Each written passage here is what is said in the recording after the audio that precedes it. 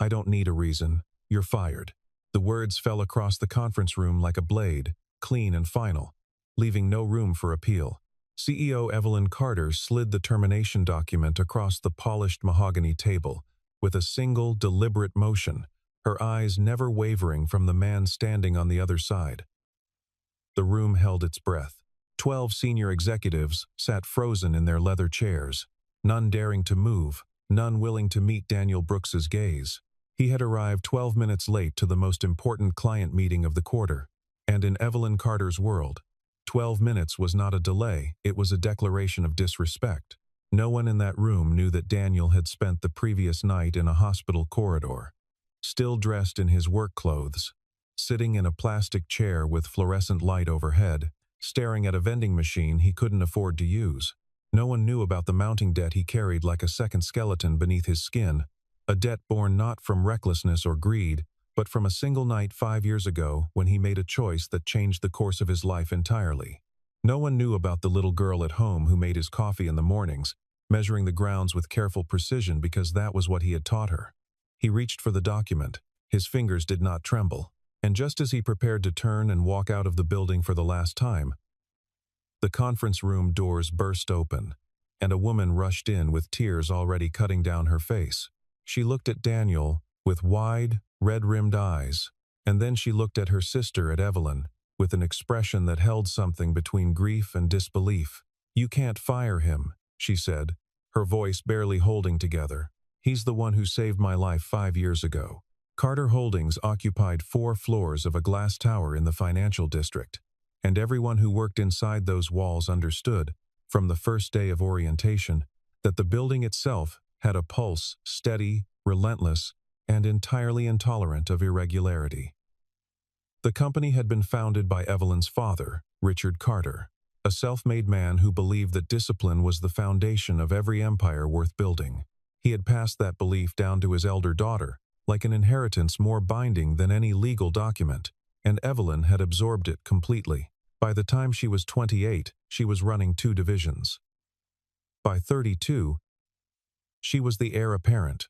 When Richard Carter died of a sudden cardiac event 18 months ago, the board of directors looked to Evelyn without hesitation, and she accepted the mantle without ceremony, stepping into her father's office on a Tuesday morning and redecorating it by Thursday afternoon. There was no grief displayed, at least not publicly. There was only work. Evelyn was 36 now, and she wore authority the way other women wore silk effortlessly, and with a quiet expectation that everyone around her would notice. She was sharp in the way that only people who have survived real loss can be sharp, the kind of sharpness that does not cut carelessly but rather with surgical precision. The board had not made her position easy. Several directors questioned whether a company built on logistics and infrastructure could be steered by someone so young, regardless of her bloodline. They watched her quarterly presentations with folded arms and skeptical eyes, and she responded by delivering results that left them with nothing credible to say. But the pressure never disappeared. It simply changed shape, becoming a permanent undercurrent beneath every decision she made, every meeting she ran, every standard she enforced. She could not afford softness. She had decided that long ago, and she had never found a reason sufficient to revisit the decision. Daniel Brooks had been with Carter Holdings for 6 years, and until 3 months ago, his personnel file read like a company-wide advertisement for what a dedicated employee looked like. He had joined the operations department at 32, hired during a period of rapid expansion when the company needed someone who could read a logistics chain the way a musician reads sheet music intuitively, with an ear for where the rhythm was about to break down. His supervisor at the time, a veteran manager named Gerald Hines, had written in his first performance review that Daniel possessed an almost unreasonable commitment to getting things right. His colleagues liked him without condition. He was the kind of man who remembered birthdays, who stayed late without being asked, who showed up to help a teammate move apartments on a Saturday with a truck he'd borrowed and sandwiches he'd bought himself. He was not flashy. He did not campaign for promotions or position himself aggressively in meetings. He simply worked, and the quality of that work spoke with a steadiness that more ambitious people often envied without fully understanding. 3 months ago, something shifted. He began arriving late first once, then again 2 weeks after that, and then with a frequency that could no longer be attributed to bad luck or traffic or the ordinary unpredictability of city mornings. His punctuality, which had once been so reliable it was almost unremarkable, became suddenly unreliable. Colleagues noticed with concern. His supervisor noticed with reluctance. And eventually, inevitably, Evelyn Carter noticed with an entirely different kind of attention. The morning of the client meeting was the kind of morning that seems to crystallize everything that came before it. The clients, a regional distribution group, considering a multi-year contract worth significant revenue for Carter Holdings, had flown in specifically for a 10 o'clock presentation. The entire operations team had prepared for weeks. The materials were polished.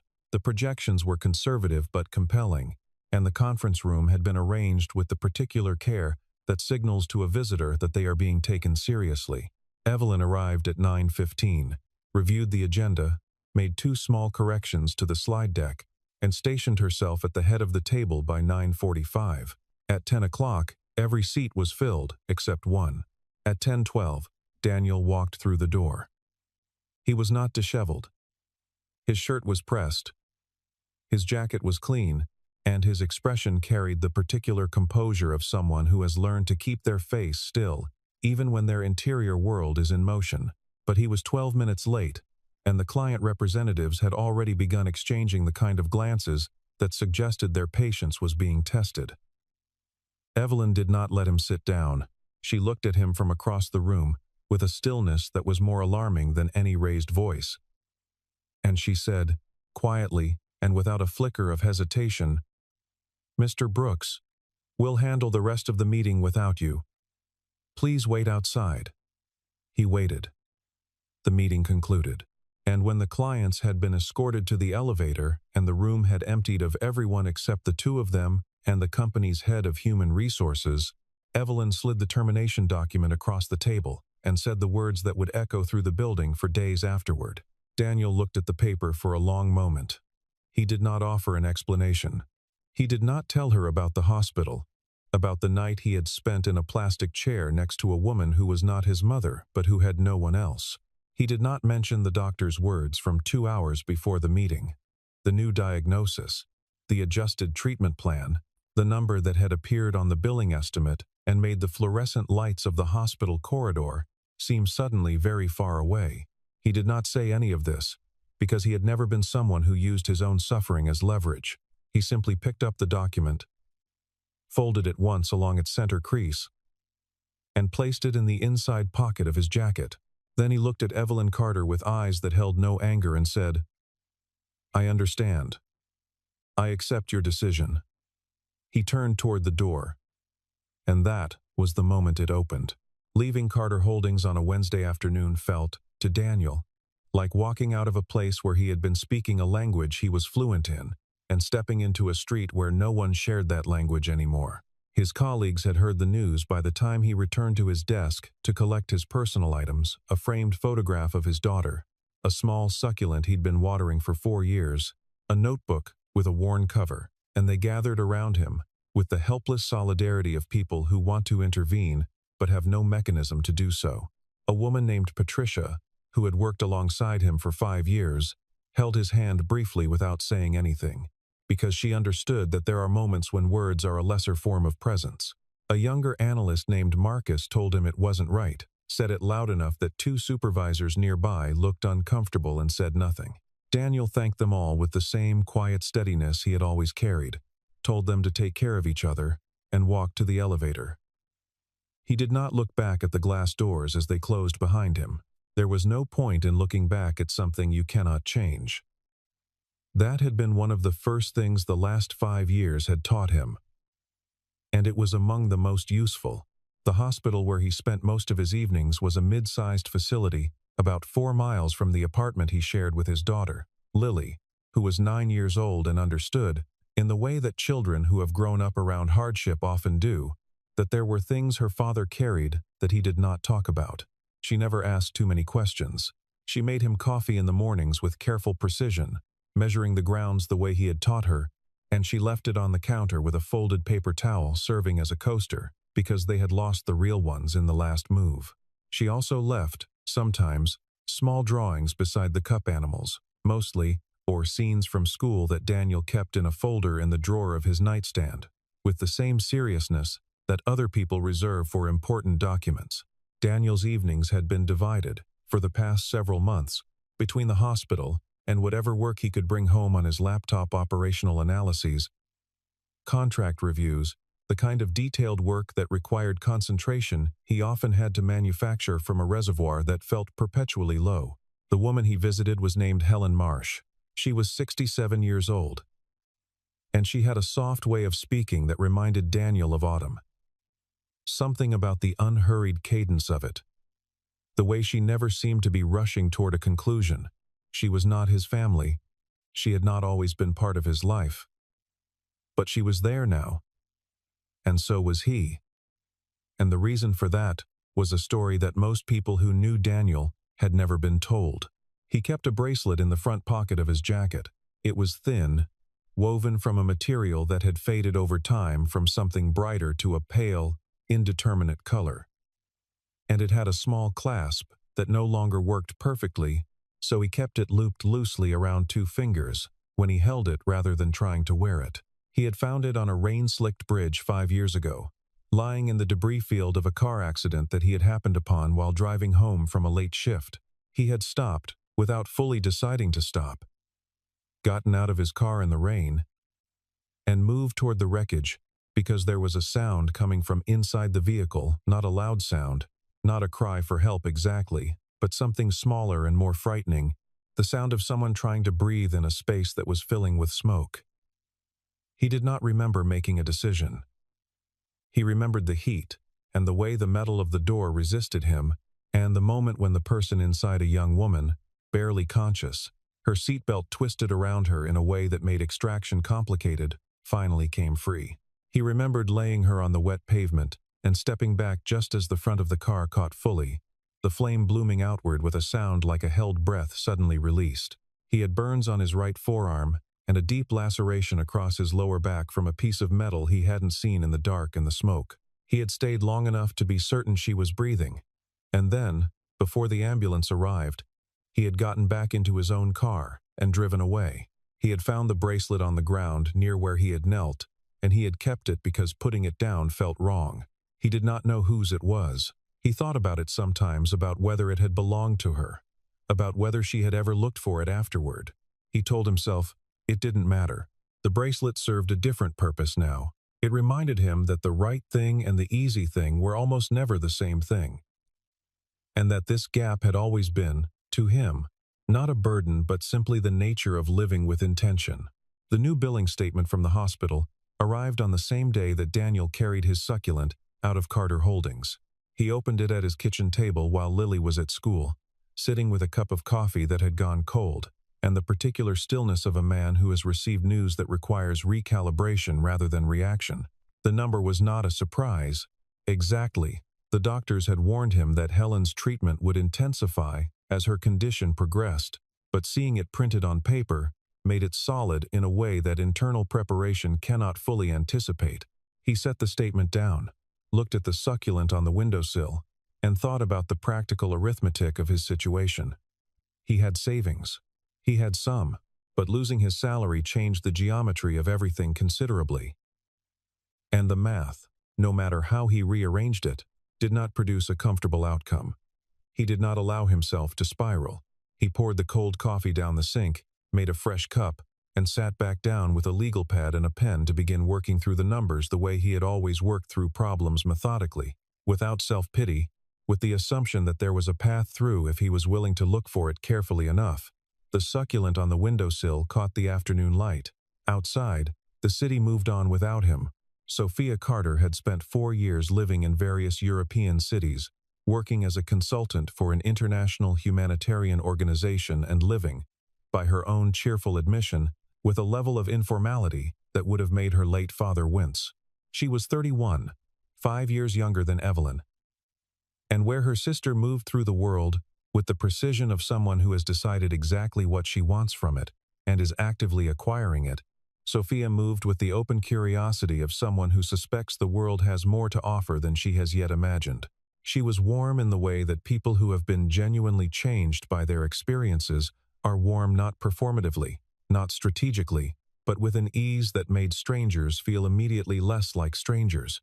She had a tendency to remember names and small details about people she had met only once, a habit that she had always attributed to growing up as the less visible of two sisters in a household where visibility required effort. She had returned to the city 2 weeks ago, drawn back partly by family and partly by a vague sense that her next chapter was somewhere closer to home than she had previously assumed. She had not yet figured out what that chapter looked like. She was in no particular hurry to force the question. She stopped by Carter Holdings on a Thursday afternoon with the intention of taking Evelyn to lunch, which Evelyn declined with characteristic efficiency, and while waiting in the outer office for her sister to finish a call, she picked up a folder that had been left on the edge of the assistant's desk. It was a routine personnel document. She opened it without thinking, the way people open things that are placed in front of them, and then she stopped. The name on the termination form was Daniel Brooks. Below the name was a small identification photograph, the kind taken for employee badges, slightly harsh in its lighting, but clear enough. Sophia looked at the photograph for several seconds. Then she looked again. Her hand, she noticed, was not entirely steady. The photograph showed a man in his late 30s with a composed expression and dark eyes that held something she recognized without being able to immediately name. She recognized it because she had last seen it in the rearview mirror of a burning car on a bridge in the rain, looking in at her through the window before the door was wrenched open, and those same hands had pulled her free. She had been 26 years old. She had been driving home from a late study session, a graduate student running on too much coffee and not enough sleep, and the car had hydroplaned on the bridge in a way that happened so fast she could not reconstruct the sequence of events even now. She remembered the smell of smoke before she registered anything else. She remembered glass. She remembered a voice low and calm and specific in a way that cut through her confusion, telling her to hold still, telling her it was going to be okay, in a tone that was not reassuring noise but actual certainty, the certainty of someone who had decided on an outcome and was executing toward it. She remembered being on the pavement and rain on her face, and the explosion of heat from the car's front end, and then paramedics, and lights, and a hospital she didn't reach until she was already not entirely conscious. She had asked about the man who pulled her out. The paramedics had not seen him arrive. A passing motorist had called 911, but had not stopped. The man who had actually gotten her out of the car was gone by the time help arrived. And despite the efforts of police and hospital staff to identify him, he had remained unnamed. She had thought about him for years. She had thought about him the way you think about something that has permanently altered the shape of your interior life, not with obsession, but with a deep and recurring gratitude that occasionally surfaced in unexpected moments, while washing dishes or sitting in a plane or watching rain on a window. She was thinking about him now, holding a termination form in a corporate waiting room, while the certainty built inside her like pressure behind a door. She walked into her sister's office without knocking. Evelyn looked up from her desk with an expression that said, this was not preferred behavior. Sophia placed the termination form on the desk between them and pointed at the photograph. Evelyn, she said, and her voice was not steady, you just fired the man who pulled me out of a burning car. The office went very quiet. Evelyn looked at the photograph, then at her sister's face, and something in her own face shifted in a way that she would have been unable to articulate, because she had spent so many years training herself not to let things shift in places where they could be observed. The night Sophia described had occurred on a bridge called Harrison Overpass during a rainstorm that the local weather service had underestimated by a significant margin. Sophia had been in the second year of her graduate program, 26 years old, driving a compact sedan that was 4 years past its last brake inspection. The hydroplane happened near the center of the bridge, where the road surface was oldest and the painted lane lines had worn smooth. The car crossed the median, clipped the guardrail, spun once, and came to rest against the barrier at an angle that trapped the driver's door and ruptured something in the fuel system. The fire started at the front of the car and moved toward the interior with the particular patience of a thing that knows it will eventually get where it is going. Sophia had been conscious when the smoke reached her. Conscious enough to understand what was happening, and conscious enough to understand that she could not get the door open, and then the window beside her had shattered inward, and there had been a hand on her arm, on her shoulder, guiding her out of herself, and toward whatever was outside the smoke. She had not seen his face clearly until they were on the pavement, and the car was behind them. And even then she had seen it only briefly before her vision began to gray at the edges. She remembered that he had been speaking to her in a calm, continuous voice, not saying anything remarkable, just narrating what was happening so that she would not feel alone in it. What she had not imagined was the bracelet she had been wearing, a thin woven one that she had bought from a street vendor in the city months earlier, which was gone when she reached the hospital. She had thought it was lost in the wreckage. She had never considered that someone might have found it and kept it close for 5 years, carrying it daily like a private promise. Daniel had carried those burns on his forearm for weeks afterward, telling his co-workers he had been careless with a kitchen incident, which was the kind of explanation that most people accept without follow-up questions if it's offered with sufficient casualness. The laceration on his back had required stitches that he had eventually gotten from an urgent care facility 2 days after the accident. When it became clear that the wound was not going to close on its own, he had not reported the incident to anyone. He had not sought recognition or reward. He had driven home that night, cleaned the burns as well as he could, and gone to work the next morning with the specific forward focus of someone who has decided that what they just experienced is private and complete and does not require an audience. What he had not anticipated was the second consequence of that night, the one that arrived several weeks later, when he learned the identity of the driver of the other vehicle involved in the accident on the bridge. The driver's name was Marcus Elliott, 49 years old, and he had died at the scene from injuries sustained in the initial collision. Daniel did not learn this immediately. He learned it gradually, through the kind of accidental sequence that life sometimes constructs. A news brief he had caught in passing, a detail that lodged in his memory and connected to others over days and weeks, until a picture emerged that he had not been looking for. Marcus Elliott had a mother. Her name was Helen. She was 64 at the time of the accident, and she had just received a diagnosis that would require long-term care, and her son, her only child, had been the person who was going to provide it. When Daniel eventually found this out, through a combination of public records and the kind of careful, patient inquiry that does not draw attention to itself, he had not made a dramatic decision. He had made a quiet one. He had simply started showing up. He paid Helen's bills. He sat with her on difficult evenings. He brought her books and, occasionally, flowers, and he never explained to her the full chain of events that had connected their lives, because he did not believe that the explanation would serve either of them as well as the presence did. Evelyn Carter did not cry easily. It was not that she lacked the capacity for it. She had cried, alone, in the months after her father's death, in the dark of a bedroom with the door locked and the phone silenced. But she had trained herself to treat public emotion the way she treated public weakness of any kind, as something to be managed rather than expressed. The investigation she conducted into Daniel Brooks after Sophia's revelation was therefore carried out with the methodical precision she applied to everything else, and the portrait that emerged from it destabilized her in ways she had not prepared for. She spoke to Gerald Hines, his former supervisor, who told her that Daniel had anonymously paid for a teammate's emergency dental surgery 3 years ago when the employee's insurance refused to cover it. She reviewed the HR records and found several instances where Daniel had written detailed accounts of colleagues' extenuating circumstances for performance reviews with the thoroughness of someone who understood that bureaucratic systems often fail to account for the full weight of a human life. She found the record of a small monthly transfer to a charitable organization supporting the children of industrial accident victims. She found the hospital where Helen Marsh was receiving treatment, and then she went there.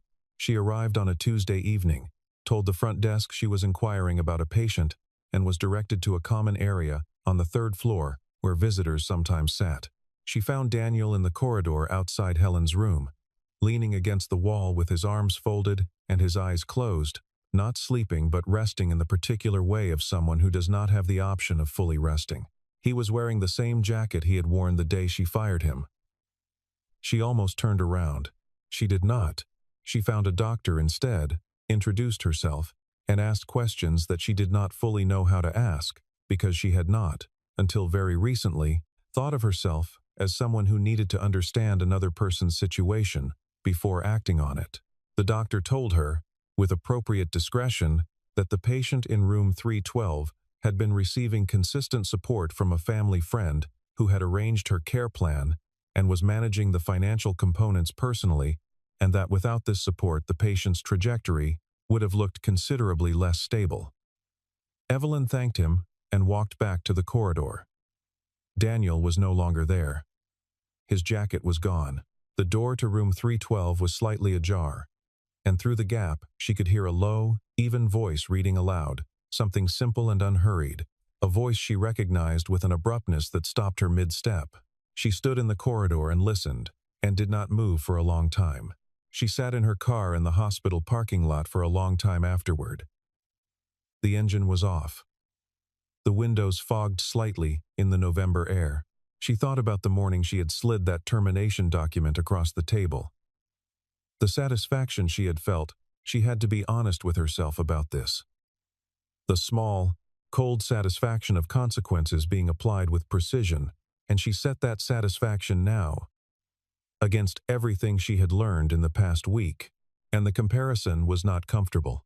She had built her leadership philosophy on the premise that standards existed to protect the integrity of systems, and that applying them without exception was a form of respect. Respect for the people who followed the rules, respect for the clients who depended on consistency, respect for the institution itself.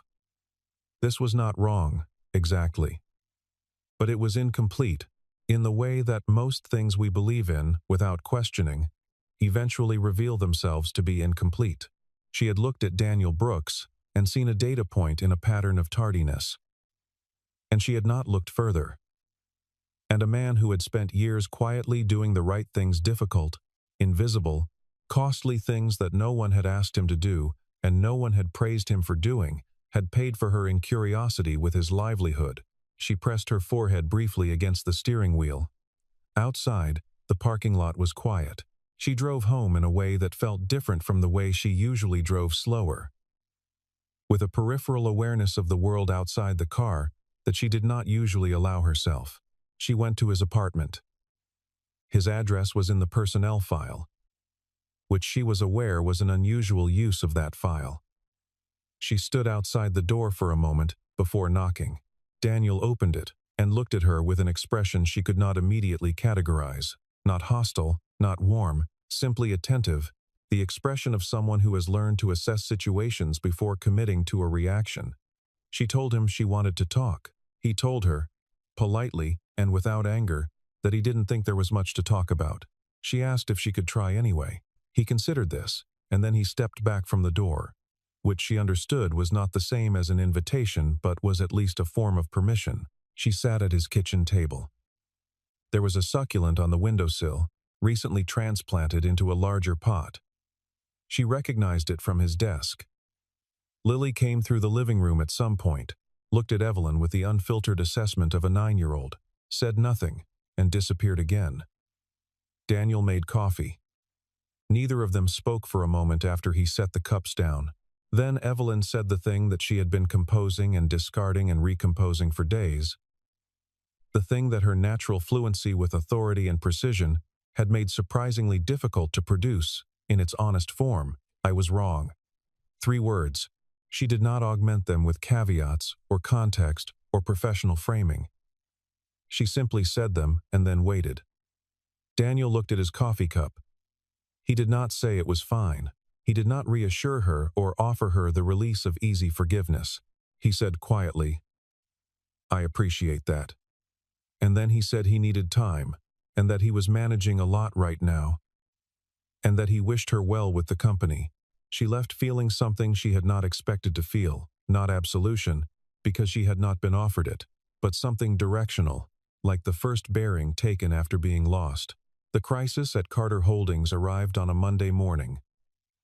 the way crises usually arrive suddenly, and with the implicit demand that everything else be set aside. A systems failure in the operations department's logistics network had cascaded over the weekend, creating a chain of fulfillment delays that had triggered penalty clauses in 3 separate client contracts. The contracts in question were among the company's largest, and the board of directors convened an emergency session that was precisely as pressurized as the situation warranted. Evelyn sat at the head of the table and listened to the damage assessment with the specific calm of someone who has decided that panic is not a tool she has access to. She understood the system well enough to know that the problem was fixable, in principle. She also understood it well enough to know that she was not the person who could fix it fastest, and that the pride it would cost her to acknowledge this was a price she now understood she had to be willing to pay. The person who could fix it was the person who had designed 2 of the 3 affected workflows, who had spent 6 years learning the operational architecture of Carter Holdings, with the patience of someone who genuinely found the puzzle interesting, who knew where the system was fragile, not because he had read a manual, but because he had listened to the machine long enough to hear what it was telling him. She picked up her phone. She stared at it. She put it down. She picked it up again. She called Daniel Brooks. He answered on the 3rd ring. She explained the situation without softening it or dramatizing it. She told him what had failed, what the likely cause was, and what the consequences would be if it wasn't corrected within 72 hours. She did not ask him to come back permanently. She did not promise him anything. She asked if he would help, and she asked it plainly, without the framing of authority that she had always used as a form of professional armor. There was a pause on the line that lasted long enough for her to prepare herself for a refusal. Then Daniel said, "Send me the system logs. I'll look at them tonight." He came to the office the following morning, not for the company, not to reclaim something that had been taken from him, but because there were people in that building, Patricia and Marcus and Gerald and 24 others, whose livelihoods were caught in the same system failure and who had done nothing to deserve the consequences of it. He went directly to the operations room, asked for the technical team to be assembled, and spent the next 12 hours doing the thing that he had always done best, which was reading the system the way a diagnostician reads a patient, not looking for where it broke, but looking for why it was always going to break there, and what would need to change for it not to break again. His colleagues moved around him with the ease of people working alongside someone they trust completely, and Evelyn, who passed through the operations room 3 times over the course of that day, noticed this and understood it in a new way. The client meeting happened 48 hours later. Daniel presented the operational recovery plan with the same calm and specificity that had distinguished his work for 6 years, and the clients, who had arrived with the guarded energy of people assessing whether an apology is genuine or strategic, left with signed renewals and a scheduled follow-up for expanded services. The crisis had become, in the particular alchemy of handled adversity, a demonstration of competence that the company could not have staged if it had tried. Sophia attended the meeting, which was unusual for someone without an official role, but Evelyn had asked her to be there, and she had come. When the clients had gone and the room had returned to its quieter post-meeting configuration, Sophia asked if she could say something. Evelyn looked at her. The remaining board members looked at each other. Sophia stood and told the story of the Harrison Overpass Bridge. Not all of it, not with every detail, but enough. She told it simply, without dramatizing what didn't need drama, and the room was entirely still by the time she reached the part about coming into the conference room 3 weeks ago and seeing Daniel's face on a termination form. She did not editorialize. She did not assign blame. She just told what had happened and let the weight of it settle into the room without assistance. Several of the board members looked at Daniel. One of the older directors, a man named Arthur Wells, who had known Richard Carter for 30 years, cleared his throat and said nothing. But his expression said a great deal. Evelyn stood. She had thought about what she wanted to say and had decided, in the end, that preparation was the wrong approach to this particular moment. She looked around the room at the board members, at the operations team, at Sophia, and finally at Daniel, and she said that she owed the people in this room an explanation and an apology, and that she was going to attempt to give both. She described, briefly and without excuse-making, what had happened the morning she fired Daniel. She acknowledged that she had not asked questions she should have asked, had not extended the kind of consideration that she now understood she should have extended, and had made a decision that prioritized the appearance of standards over the actual welfare of a person who had given this company 6 years of exceptional work and the world around him something considerably more valuable than that. She said that Daniel Brooks had, separately and privately, and without any expectation of acknowledgement, done more for the people around him than most people do in a lifetime, and that she was sorry she had been too focused on her own expectations to see it. She said it clearly and without hedging. The room was quiet for a moment after she finished. Then Arthur Wells began to clap, slowly at first, and then others joined, and then the sound filled the room in the way that sound fills a space, when everyone inside it decides simultaneously that something true has been spoken and deserves to be recognized. Daniel accepted Evelyn's apology the way he accepted most things, with composure, without performance, with the particular grace of someone who has made peace with the fact that people are more complicated than the worst things they do. He did not make a speech. He said, simply, that he appreciated what she had said, and that he was glad the company was going to be all right, and that the people in the operations team deserved recognition for the hours they had put in over the past 2 days. He named 3 of them specifically, by name and by what they had each contributed. Arthur Wells laughed a real laugh, not a polite one, and said that this was exactly what good leadership looked like. Evelyn, for perhaps the first time in her professional life, felt the specific warmth of agreement, without the simultaneous need to perform her own response to it. In the months that followed, Carter Holdings changed in ways that were partly structural and partly something harder to quantify.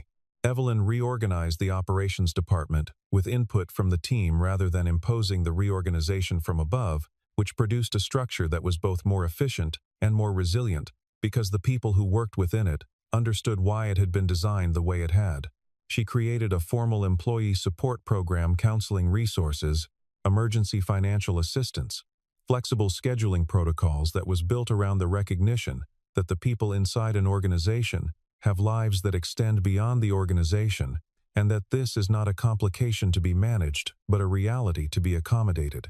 She started spending more time on the operations floor, asking questions rather than issuing directives, learning the names of people 3 levels below her own position in the hierarchy. It was not a transformation. Exactly. It was more like a correction, the kind that happens when someone with genuine ability finally aligns their capability with a more accurate understanding of what that ability is for. Daniel joined Carter Holdings as a strategic partner, with a role that was formally defined but functionally expansive. The kind of role that gets built around a person rather than the other way around. He structured his schedule around Lily and around his evenings at the hospital, and no one questioned this, because the work he produced within the hours he committed was worth more than the hours many people provided in full. Helen Marsh, whose condition had stabilized during the summer, began the slow and uneven process of recovery. The doctors used measured language, as doctors do, but the trend was in the right direction, and Daniel allowed himself a cautious optimism that felt, after the long months of uncertainty, like something genuinely earned. Sophia stayed.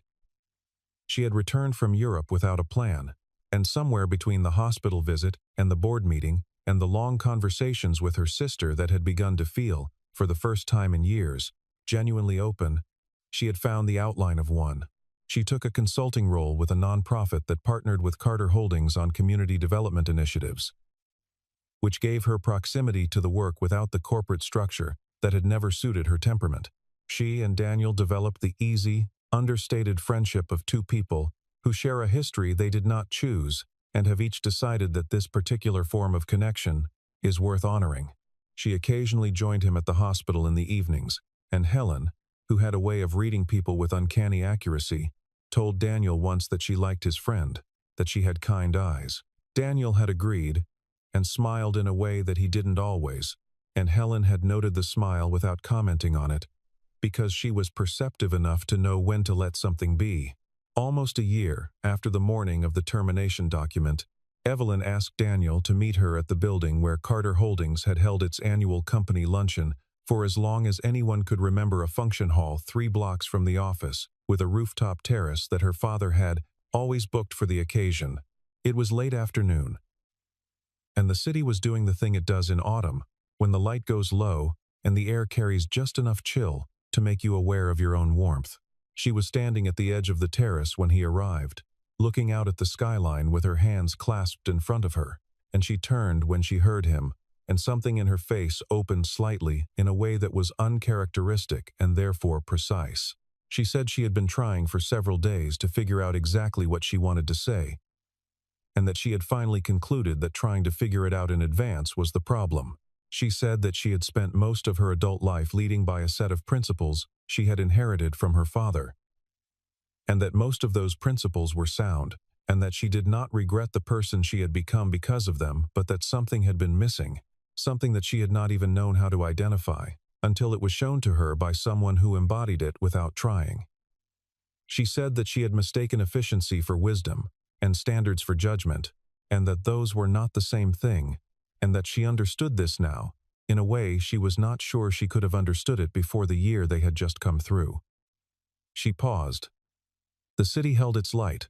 She said, "I spent a long time looking for exactly the right kind of person for exactly the right kind of role."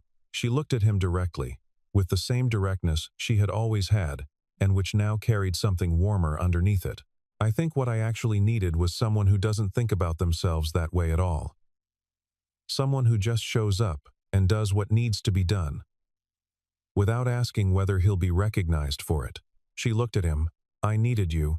Daniel looked at her for a long moment, at this woman, who had fired him without hesitation and apologized without excuse, who had changed because she was capable of change and honest enough to admit what it cost, who was standing on a terrace in the autumn light, with a directness that was, he thought, her most consistent quality, and the one he had come to find most compelling. He reached into the pocket of his jacket. He held the bracelet in his open palm between them. She looked at it, and recognition moved across her face, like light moving across water. He said nothing. She reached out and touched it gently with one finger, and then looked up at him. He took a step forward. He put his hand in hers, and she looked down at their joined hands, and then back up at him, and neither of them said anything else for a while, because some things do not require completion to be whole. Below them, the city continued its movement. 3 blocks away, Sophia was leaving the nonprofit office, pulling on her coat, looking up at the autumn sky with the expression of someone who is mostly content and knows better than to ask for more than that. On the 3rd floor of the hospital across town, a woman named Helen Marsh was reading a book in a room that had flowers in it because someone had brought them, and she was not thinking about anything in particular except that the story she was reading was a good one and that she had time enough to finish it. There is a particular kind of person in the world who moves through their life without keeping score, who gives without recording the transaction, who absorbs difficulty without broadcasting it, and helps others without positioning that help as a credential or a claim. These people are often invisible to the systems designed to reward visibility. They do not build personal brands around their generosity. They do not carry their sacrifices into rooms and lay them on tables as evidence of their worth. They simply act, and then they continue living, carrying the weight of their choices with a quietness that the world rarely thinks to question or to honor. They arrive at precisely the wrong time, on precisely the wrong day, and the person with the authority to judge them looks at the clock and not at the life that produced the lateness. This is not a story about a miracle or a coincidence or a dramatic reversal of fortune, though it contains elements of all three. It is a story about the distance between what we see when we look at another person and what is actually there, and about what it costs both parties when that distance goes unexamined and unquestioned. It is a story about a woman who was trained to lead and had to learn to see, and about a man who had already learned everything she needed to know and had been practicing it quietly for years, in hospital corridors and rain-wet bridges and early mornings and late nights, asking nothing in return. The most important truth about a person is almost never the one that is easiest to see. Look more carefully at the people around you, at the ones who are late, at the ones who are quiet, at the ones who never explain themselves before you decide what you know about them. And when someone in your life has given more than you realized, Do not wait for a dramatic revelation to find out. Ask the question you should have asked from the beginning. You may still be in time to answer it well, and if you find yourself standing in Evelyn's position, holding something you have underestimated, facing someone you have misjudged, say the 3 words that are hardest and most necessary. Say them without conditions, without caveats, without the professional armor that keeps you from being fully seen. Then watch what becomes possible when honesty and grace, for once, arrive in the same room at the same time, and neither one is asked to leave.